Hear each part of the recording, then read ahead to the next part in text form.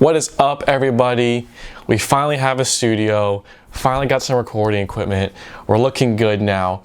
Welcome back to my channel. I want to say thank you all so much for tuning in, for subscribing, for liking my videos. We're really getting the word out there. I'm trying to make as much content out there as possible to help you with your photography journey. Today, we are starting my first part of my 5-part series on how I do my black and white photography. We're just focusing on the technical details that are in Photoshop and Adobe Lightroom and my workflow. So here's what we'll do. I will catch you back over at my computer. We'll jump right in to part 1 and we'll get the show on the road. So we're over at the computer and this is what we're working with. I took this shot in Brooklyn. I love the way the remnants of the piers look. I love the clouds in the sky and how, you know, the Freedom Tower is getting almost clouded by this low-lying cloud. Just very beautiful picture, and I took so many of these because I wanted to get it perfect. And so this is just one example of what I've done. What we're working on today is a very similar picture. It is this right here. Again, very similar. We'll do some edits. We'll make it black and white. We'll make it beautiful. But you know, you got to shoot in RAW, and sometimes it's not pretty. And I think that there's just a lot of detail that we need to work on. So this first part, we're going to focus on merging these photos together, throwing it into black and white, cleaning them up, all the boring stuff you have to do before you can really start getting into the fun stuff. So let's just jump right into it. First off is I shot in HDR. And so how do you know I shot in HDR? If you look at these 3 photos right here, and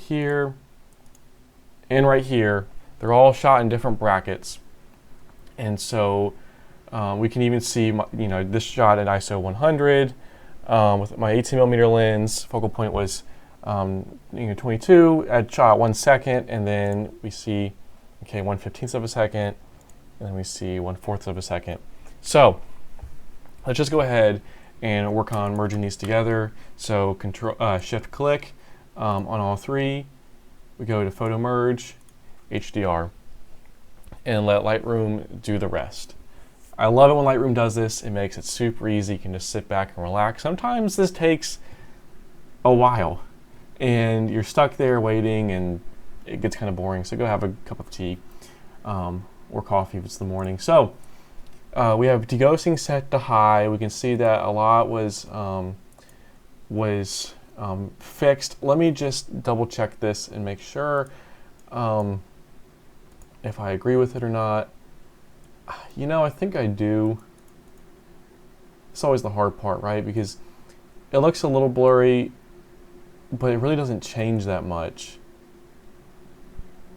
And I think I really just rather have that boat fixed.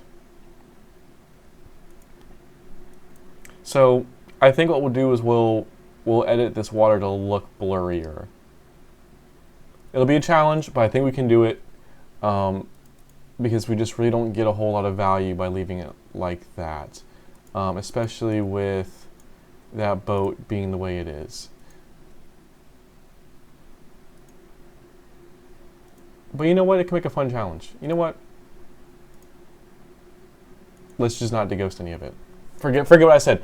Let's just jump right in. Let's merge this and let's get started and make this a beautiful photograph.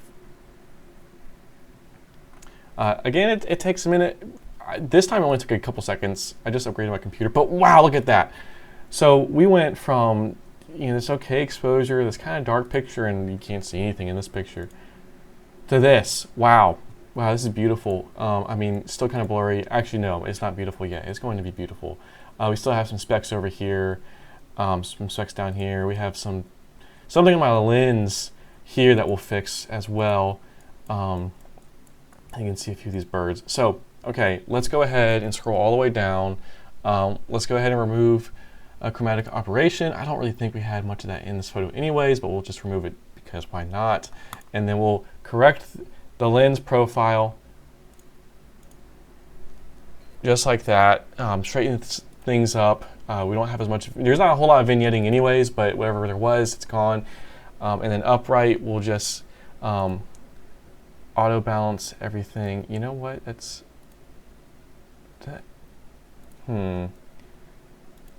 Let's try this. I think I like that a little bit better. So see, instead of using auto, I just use guided. When you use guided, you just click and drag the way you want your perspective points to be. Usually I do auto because it works great. Guided sometimes works even better. And I think in this case, guided worked better. I really think it did work better. I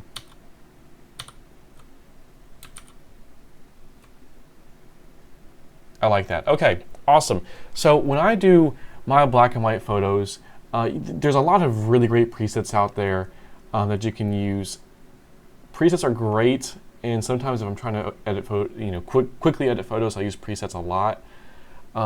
For this video, we're not going to do a preset. We're going to actually do this all from scratch. But there are presets out there, and they look wonderful. I really like this one. I think that's really cool. We would probably bring out that vignetting a little bit more, but regardless, let's just jump right into it. When I do black and white, you have this option up here to go from color to black and white. We're not doing that. You could, but sometimes I like to add color back. If you go to black and white, you lose the ability to add in color with different types of masks. So I usually just come down here to vibrance and bring it all the way down, and come down to saturation, bring it all the way down. And then when you look at the two, there's not a whole lot of difference. So yeah, so that's how we get here. That's how we get to a black and white photo. So the next video is going to talk about all my different levels, how I'm going to adjust, and what I'm going to do. Thank you all so much for watching. That wraps up part 1. Part 2 is coming up next. Be on the lookout for that. Make sure you click that subscribe button. Let me know what you like in my videos by commenting down below. Smash that like button. Let me know what you think. Let the algorithm help us out and really grow this audience. Stay tuned for part 2 coming up next.